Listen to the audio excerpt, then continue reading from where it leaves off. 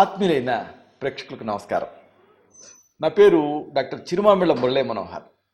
ప్రపంచవ్యాప్తంగా ఉన్న మిమ్మల్ని అందరినీ ఇలాగా ఈ ఛానల్ ద్వారా కలుసుకున్నందుకు చాలా హ్యాపీగా ఉంది. ఎందుకంటే మీరు ఈ ప్రోగ్రామ్స్లో బాగా ఇన్వాల్వ్ అవుతున్నారు. అంటే మీరు ఎస్ఎంఎస్లు చేస్తున్నారు, ఈమెయిల్స్ చేస్తున్నారు, మీకున్న డౌట్స్ని అడుగుతున్నారు. అన్నిటికీ మించి ఈ వీడియోల్ని, ఈ కంటెంట్ని మీ సర్కిల్స్తో, మీ ఫ్రెండ్స్తో, మీ బంధుమిత్రులతో ఇలాగ అందరితో షేర్ చేసుకుంటున్నారు. అంటే మీరు చాలా బాగా యాక్టివ్గా వీటన్నిటిలో ఇన్వాల్వ్ అవుతున్నారు. మీ రెస్పాన్స్ చూసి నా బాధ్యత ఇంకా పెరిగినట్టుగా అనిపిస్తుంది నాకు.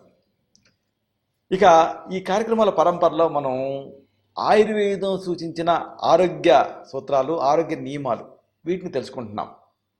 ఎందుకంటే ఆయుర్వేదం బేసిక్ ప్రయోజనం ఏంటంటే స్వస్థస్య స్వాస్థ్య రక్షణం, అంటే స్వస్థుని స్వాస్థ్యాన్ని రక్షించడం.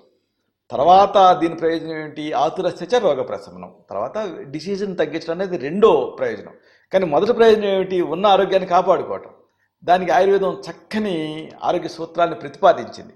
స్వస్థవృత్త నియమాలు అంటారు వీటిని తెలుసుకుంటున్నాం. బ్లడ్ అనేది చాలా ముఖ్యం మనిషికి. ఈ బ్లడ్ లేకపోతే రక్తహీనత వస్తుంది. దీంతో అనేక సమస్యలు వస్తాయి. కాబట్టి అనేక సమస్యలకి కారణం రక్తహీనత. అసలు మన ఇండియన్స్లో చాలామందికి, ముఖ్యంగా మహిళలకి రక్తహీనత ఉంది. మరి ఇలాంటప్పుడు ఈ రక్తాన్ని తిరిగి బాగా ఎలా పెంచుకోవాలి? దీనికి ఆయుర్వేదం ఒక చక్కని సిద్ధాంతాన్ని ప్రతిపాదించింది, చక్కని సూచన చేసింది. ఈ రక్తదానం చేసిన తర్వాత కానీ, ఏదన్నా బ్లీడింగ్ డిజార్డర్స్ ఉన్నప్పుడు కానీ, లేకపోతే మహిళలకైతే బాగా బహిష్టుస్రావం ఎక్కువ అవుతున్నప్పుడు కానీ, అప్పుడు ఈ బాగా ఎనీమియా వచ్చేస్తుంది. అప్పుడు మీరు ఏం చేయాలంటే ఒక వారం రోజుల పాటు పెరుగు కానీ, మజ్జిగ కానీ దీన్ని మానేసేసి పాలు ఎక్కువగా తీసుకోవాలి. పాలకి ఈ చాలామందికి రక్తహీనత అనడంతోనే ఆకుకూరలు, లేకపోతే దానిమ్మ, లేకపోతే బీట్రూటు ఇలాంటివి గుర్తుకొస్తాయి, పాలు గుర్తుకురావు. కానీ ఆయుర్వేదం ప్రతిపాదించిన సిద్ధాంతం ఏమిటంటే ఈ రక్తహీనతను సరిదిద్దుకోవాలంటే పాలు తాగాలి. అంటే ఈ మజ్జిగ కానీ, పెరుగు కానీ వీటిని మానేసేసి రక్తం పెరగాలనుకుంటే మీరు కంటిన్యూస్గా ఈ పాలను ఎక్కువగా తీసుకుంటే అప్పుడు ఫాస్ట్గా ఈ బ్లడ్ ఇంప్రూవ్ అవుతుంది. గాయాలు, లేకపోతే ఏదైనా సర్జరీలు ఇలాంటివైనా, లేకపోతే డెలివరీ అయినటువంటి మహిళల్లో అప్పుడు ఈ రక్తహీనత బాగా కనిపిస్తుంది. కాబట్టి వీళ్ళు కూడా ఇలాగ పాలు తీసుకుంటే మంచి ఫలితం కనిపిస్తుంది. ఇది ఆయుర్వేదం సూచించినటువంటి ఒక ఆరోగ్య సూత్రం. ఇక మరొకటి, దప్పిక చాలామందిని ఇబ్బంది పెడుతూ ఉంటుంది, ముఖ్యంగా ఇలాంటి ఎండాకాలపు రోజుల్లో. ఆ మాటకు వస్తే మన దేశకాల పరిస్థితులలో వర్షాకాలం, చలికాలం అని కాకుండా అన్ని కాలాల్లో విపరీతమైన దప్పికుంటూ ఉంటుంది. ఈ దప్పికని అన్ఫార్చునేట్గా చాలామంది నెగ్లెక్ట్ చేస్తారు. దీంతో డీహైడ్రేషన్ వస్తుంది. డీహైడ్రేషన్ని కూడా మనం కరెక్ట్ చేసుకోకపోతే ఇక అక్కడి నుంచి అనేక కాంప్లికేషన్స్ వస్తాయి. ఒక్కోసారి కిడ్నీ ఫెయిల్ కూడా అవుతుంది. కాబట్టి ఈ దప్పికని తీర్చుకోవడం ముఖ్యం. ఇక్కడ మీకు బాగా విపరీతంగా దప్పికున్నప్పుడు అలా దప్పికని తీర్చుకోవడానికి ఒక్కసారిగా మొత్తం నీళ్ళని ఎప్పుడు తాకండి. ముందు ఏం చేస్తారంటే కొద్దిగా నీళ్ళు తాగండి. కొద్దిగా నీళ్ళు తాగి ఒక అర నిమిషం ఆగండి. తర్వాత మిగిలిన నీళ్ళు తాగండి. ఏకదాటిని గటగటగటగటా తాగేస్తే అది ఆ పేగుల మీద ఎక్కువ లోడ్ కలగజేస్తుంది, గుండె మీద కూడా లోడ్ పడుతుంది. కొంతమంది అయితే ఇలాగా గటగటా తాగి తర్వాత హార్ట్ అటాక్స్ వచ్చిన వాళ్ళు కూడా ఉన్నారు. ముఖ్యంగా బాగా పరిగెత్తి ఒక రన్నింగ్ రేసులు లాంటివి చేసిన తర్వాత కొంతమందికి పోలీస్ ఎలక్షన్స్లో చూస్తూ ఉంటాం, బాగా రన్ చేసి గబగబా నీళ్లు తాగేటప్పుడు హార్ట్ అటాక్ వచ్చి పడిపోయిన వాళ్ళని చూసాం.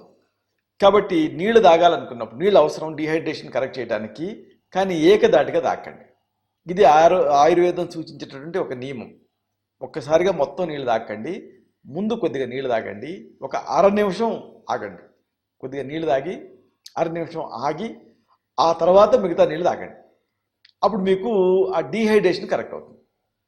ఇక మరొకటి, ఈ వేసవికాలం అంటంతోనే మామిడి పళ్ళు గుర్తుకొస్తాయి. అయితే ఈ మామిడి పళ్ళు ప్రైడ్ ఫ్రూట్ ఆఫ్ ఇండియా అంటారు కదా. మామిడి పళ్ళు అనేది ఒక ప్రకృతి ప్రసాదించిన ఒక అద్భుతమైన రుచి. ఈ రుచిని ఆపుకోలేరు, తింటారు, కానీ విరేచనాలు అవుతూ ఉంటాయి. మరి మామిడి పళ్ళు తిన్నప్పుడు విరేచనాలు కాకుండా ఉండాలంటే ఏం చేయాలి? దీనికి ఒక ఆరోగ్య సూత్రం ఉంది. వేసవి కాలంలో ఎక్కువగా లభించే ఈ సీజనల్ ఫ్రూట్ మామిడి కాబట్టి దీన్ని తిన్న తర్వాత ఈ సమ్మర్ డయేరియా వస్తూ ఉంటుంది, ఒక అజీర్ణం కలుగుతుంది. అలాంటిది మీకు కలగకుండా ఉండాలంటే ఒక కప్పు పాలు తాగండి ముందు. అలాగే ఒక కప్పు పాలు తాగితే అప్పుడు మీకు విరేచనాలు కంట్రోల్ అవుతాయి. కాబట్టి ఒక కప్పు ఈ మామిడి పళ్ళతోటి అజీర్ణం వచ్చి విరేచనాలు అవుతుంటే ఒక కప్పు పాలు తాగండి, మంచి ఫలితం కనిపిస్తుంది. ఇక మరొకటి, ఈ ఆయుర్వేదం అనడంతోనే మూలికలు అనుకుంటూ ఉంటారు. అలా అనుకొని ఇక అసలు ఈ రసాయనాలు ఉండవా అని అనుకుంటూ ఉంటారు, అంటే కెమికల్స్ ఉండవా అని అనుకుంటూ ఉంటారు. దీనికి సంబంధించి కూడా ఆయుర్వేదంలో ఒక స్పష్టమైన వివరణ ఉంది. ఆయుర్వేద మూలికలలో కూడా రసాయన తత్వాలు ఉంటాయి. అయితే ఈ కెమికల్స్ అనేవి జీవరసాయనాలు, అంటే ప్రకృతితో రచింపబడ్డాయి. కాబట్టి ఇవి మన శరీరంలో, అసలు ఆ మాటకు వస్తే మన శరీరమే పంచభూతాత్మకం. అంటే దీంట్లో కూడా పృథ్వీ తేజో వాయు ఆకాశాలు అన్నీ ఉంటాయి, అలాగే బయట కూడా అన్నీ ఉంటాయి. కాబట్టి పంచత్వం అనమాట, అంటే మన శరీరం పంచమహాభూతాత్మకమైంది, బయట కూడా ఈ రసాయనాలు కూడా పంచభూతాత్మకం, కాకపోతే న్యాచురల్గా తయారైనవి. కాబట్టి ఆయుర్వేదంలో ఇలాగా ఈ న్యాచురల్ కెమికల్స్ని వాడుతూనే ఉంటాం. ఉదాహరణకు ఉప్పు న్యాచురల్ కెమికల్, సోడా ఉప్పు న్యాచురల్ కెమికల్, ఇలాగా అనేక రకాలు, అక్కడికి బొగ్గు న్యాచురల్ కెమికల్, ఇలాగ అన్నీ కూడా ఇవి కూడా రసాయనాలే, కాకపోతే సహజమైనటువంటి రసాయనాలు. వీటిని వాడితే శరీరానికి ఎలాంటి ఇబ్బంది రాదు, ఎలాంటి నష్టం కాదు, అంటే మ్యాన్ మేడ్ కెమికల్స్ కాదు ఇవి. ఇక మరొకటి, బొప్పాయి పండు ఆరోగ్యరీత్యా మంచిది, దీంట్లో ఎంజైమ్స్ ఉంటాయి, డైజెషన్కి మంచిది. ఇది అందరూ ఈ మధ్య విపరీతమైనటువంటి అవేర్నెస్ వచ్చింది, బొప్పాయిలను వాడుతున్నారు. అయితే ఇక్కడ బొప్పాయి పండుని భోజనం తర్వాత తినొచ్చా? దీనికి సంబంధించి ఆయుర్వేదంలో ఒక స్పష్టమైనటువంటి నియమం ఉంది, ప్రతి వాడిని తెలుసుకోవాలి. బొప్పాయి పండుని భోజనం చేసిన వెంటనే తినకూడదు, ప్రతి వాళ్ళు ఇది దృష్టిలో పెట్టుకోవాలి. ఇలా తింటే ఒళ్ళు వేడెక్కేటువంటి అవకాశం ఉంటుంది, ఎందుకంటే దాంట్లో ఆ మెటబాలిజాన్ని స్టిమ్యులేట్ చేసే నేచర్ ఉంటుంది కాబట్టి భోజనం వెంటనే దీన్ని తినకూడదు. ఒక బొప్పాయి పండు చిన్న ముక్కని పరిగడుపుని తింటే అప్పుడు మీకు మలం సాఫీగా జరుగుతుంది, మల విసర్జన సాఫీగా అవుతుంది. దీన్ని బొప్పాయి పండుని ఎప్పుడు కూడా ఎక్కువగా తినకూడదు, అంటే పరిమితికి లోపల, ఎందుకంటే ఇది ఒక మెడిసిన్ లాగా. ఇప్పుడు మనం మెడిసిన్ ఒక మోతే తాగుతాం, మొత్తం బాటిల్ తాగాం కదా. బొప్పాయి పండు అనేది ఒక మెడిసిన్, మీరు దీన్ని మెడిసిన్ లాగానే వాడాలి. బొప్పాయి పండు అనేది భోజనం చేసిన వెంటనే తినకండి, తింటే శరీరం వేడెక్కుతుంది.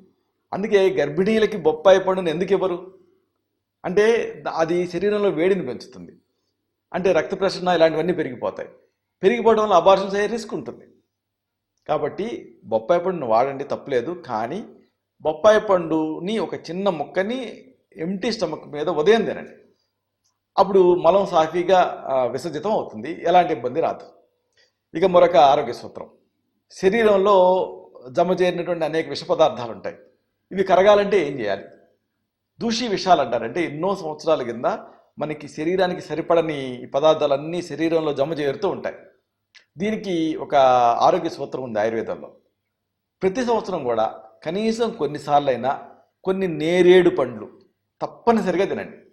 కొంతమందికి నేరేడు పండు అంటే చిన్న చూపు, వాటిని అసలు తినరు.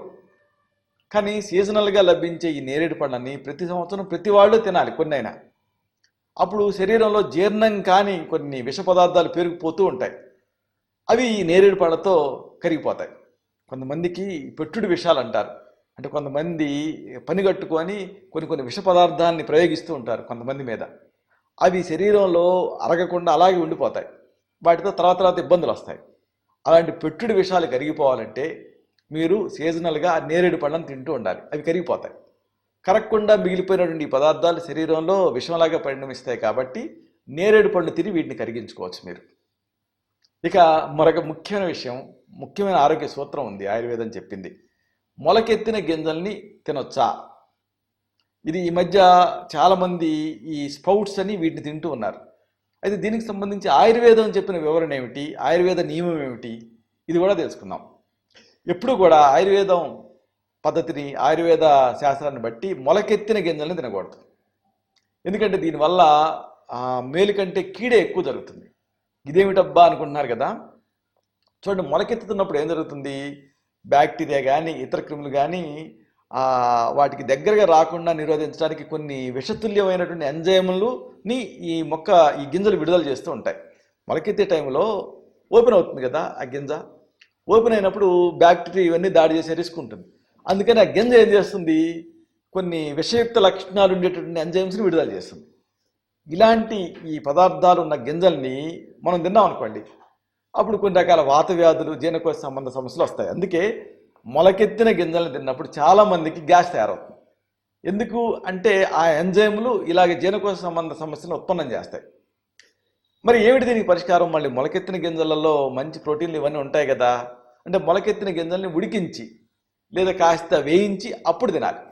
అప్పుడు వాటి వల్ల ఇబ్బంది రాకుండా ఉంటుంది. ఆ విషతుల్యమైనటువంటి ఎంజైములు న్యూట్రలైజ్ అవుతాయి. అందుకే రాగుల్ని మనం మొలకెత్తించి ఎండించి రాగి మాల్ట్ అంటాం, వేయించి వాడతాం. ఇక మరొక ముఖ్యమైన ఆయుర్వేద సూచన, ఆరోగ్య సూచన, జిహ్వా నిర్లేఖనం. అంటే నాలుకను మనం శుభ్రం చేసుకుంటాం కదా, ఈ నాలుకను ఎలా శుభ్రం చేసుకోవాలి అనేది తెలుసుకోవాలి. నిజానికి ప్రపంచంలో ఈ నాలుకను గీచుకొని శుభ్రం చేసుకునేటువంటి పద్ధతి కేవలం మన భారతీయులకే ఉంది. మీరు ప్రపంచం ఇంకెక్కడా చూడండి మనలాగా టంగ్ క్లీనర్లు ఉండవు. మీరు గమనించే ఉంటారు.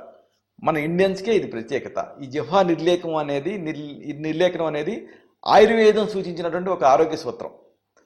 దీంతో ఈ నాలుకకి రుచిని గ్రహించే శక్తి వస్తుంది. ఆ టేస్ట్ బడ్స్ స్టిమ్యులేట్ అవుతాయి, ఆహారం మీద రుచిని పెంచుతాయి. అలాగే నోట్లో దుర్వాసన కూడా తగ్గుతుంది. కాబట్టి ఈ జిహ్వా నిర్లేఖనం అనేది ముఖ్యం. ఇది భారతీయ జీవన విధానం. ఈ నాలుక గీసుకోవడానికి ప్లాస్టిక్ను వాడుతున్నారు. అయితే ప్లాస్టిక్ అంటే వెండి కానీ లేకపోతే రాగి కానీ దీంతో చేసిన నాలుక బద్ద అయితే మంచిది. అప్పుడు ఆ టేస్ట్ బడ్స్ స్టిమ్యులేట్ అవుతాయి.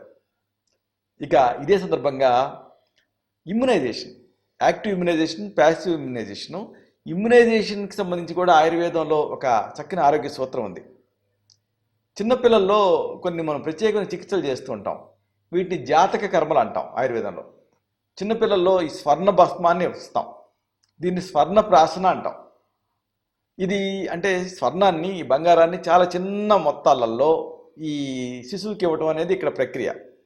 అంటే ఈ వసకొమ్ములో మేలిం బంగాన్ని దూర్చి సాండ్రాయి మీద చాది, చనుబాలతో చాది శిశువుకి నాకిస్తుంటారు. దీంతో జీవితాంతం వాళ్ళకి ఇమ్యూనిటీ పెరుగుతుంది. స్వర్ణప్రాశన అంటారు. మేధాశక్తి పెరుగుతుంది, ఇమ్యూనిటీ పెరుగుతుంది. భవిష్యత్తులో వాత సంబంధ సమస్యలు రావు దీంతో. అన్నిటికీ మించి మన భారతీయ స్త్రీలు తప్పనిసరిగా ఈ తాళి, దీన్ని బంగారంతో ఎందుకు చేసుకుంటారు అంటే వాళ్ళకి తాహతు లేకపోయినా సరే బంగారంతో చేసుకుంటారు. ఎందుకు చేసుకుంటారంటే ఎంతో కొంత మోతాదులో శిశువుకి పాలు తాగేటప్పుడు ఆ స్వర్ణాన్ని టచ్ చేస్తాడు కాబట్టి ఆ స్వర్ణం శిశువుకి అందుతుంది. కాబట్టే భారతీయ శిశువులు ప్రపంచంలో మిగతా వాళ్ళతో పోలిస్తే చాలా మేధో సంపన్నంగా ఎందుకు ఉంటున్నారు అంటే ఈ స్వర్ణప్రాశన వల్ల. ఇది ఆయుర్వేదం సూచించేటువంటి ఒక చక్కని ఆరోగ్య సూత్రం. ఇక మరొకటి, తేనె. మనం తేనె గొప్పతనం తెలుసు. అయితే షుగర్ వ్యాధిలో తేనెను తీసుకోవచ్చా? ఎందుకంటే ఆయుర్వేదంలో కొన్ని మందుల్ని తేనెతో తీసుకోమని సజెస్ట్ చేస్తూ ఉంటాం. మరి తేనె తీపి కదా, షుగర్ వ్యాధిలో తీపి నిషిద్ధం కదా, ఇది చాలామందికి అనుమానం వస్తూ ఉంటుంది. తక్కువ మోతాదులో తేనెని ఔషధం కోసం వాడితే ఎలాంటి ఇబ్బంది ఉండదు. అప్పుడు తేనెలో కషాయ రసం కూడా ఉంటుంది కాబట్టి ఈ షుగర్ మీద ఇది వ్యతిరేకంగా పనిచేస్తుంది. పైగా తేనెలో అనేక ఎంజైమ్లు, అనేక వైటమిన్లు ఇవన్నీ ఉంటాయి కాబట్టి డయాబెటీస్లో ఉండేటువంటి ఆ వీక్నెస్ కానీ ఆ డెఫిషియన్సీస్ కానీ తగ్గుతాయి. కాబట్టి తేనెను తీసుకోవచ్చు, అయితే అనుపానంగా మాత్రమే తీసుకోవాలి, అంతేగాని ఆహారంగా తీసుకోకూడదు తేనెని. పైగా ఈ తేనె కూడా నేరేడు చెట్టు మీద పెట్టినటువంటి తేనె తుట్టు నుంచి సేకరించినటువంటి తేనె అయితే మంచిది, ఇంకా ఔషధ గుణాలు పెరుగుతాయి. ఇలాగా మన జీవితాన్ని సుసంపన్నం చేసుకోవటానికి, మనం హెల్దీ లైఫ్ లీడ్ చేయడానికి ఆయుర్వేదంలో అనేక చక్కని ఆరోగ్య సూత్రాలు ఉన్నాయి హెల్దీ లైఫ్ స్టైల్ కోసం. వీటిని వరుసగా ఈ కార్యక్రమాల్లో మనం తెలుసుకుంటూ ఉన్నాం. మళ్ళీ మనం కలుసుకున్నప్పుడు ఇలాంటి మరిన్ని ఆరోగ్య సూత్రాలను తెలుసుకుందాం. శతం జీవ శరదో వర్ధమాన, శతం హేమంతాన్ శతం వసంతాన్. 100 శరత్తులు, 100 హేమంతాలు, 100 వసంతాలు వర్ధిల్లుతూ జీవించండి. శుభం.